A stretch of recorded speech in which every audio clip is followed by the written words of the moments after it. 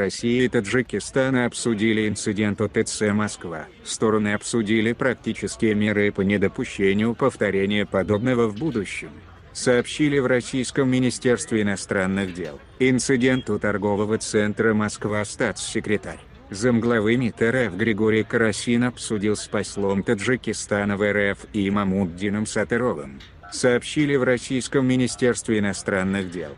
В среду источник в правоохранительных органах сообщил, что сотрудники полиции пресекли массовую стычку возле торгового центра Москва в российской столице. По информации источника, конфликт произошел из-за того, что охранники торгового центра избили грузчика, трудового мигранта. К торговому центру подошли около 250 человек.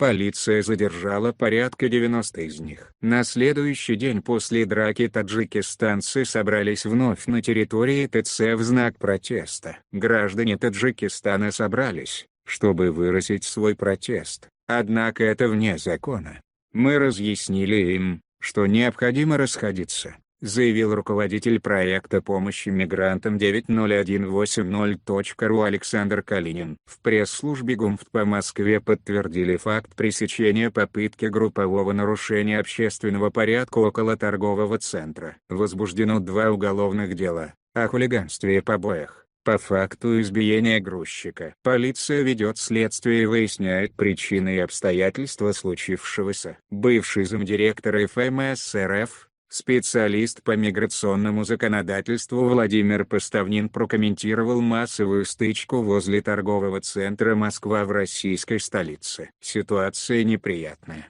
очень непростая. Я надеюсь, что все разрешится, заявил Поставнин в интервью с «Спутник Таджикистан». В свою очередь, начальник Главного управления по вопросам миграции МВД РФ Ольга Кириллова отметила, что нельзя миграцию оценивать с какой-то одной стороны, например, экономической, демографической или со стороны обеспечения безопасности. Проблема России в том, что мигранты едут туда, где есть работа, а там и без того высокая концентрация населения, сказала Ольга Кириллова на конференции Российского совета по международным делам, РСМД, посвященной теме миграции.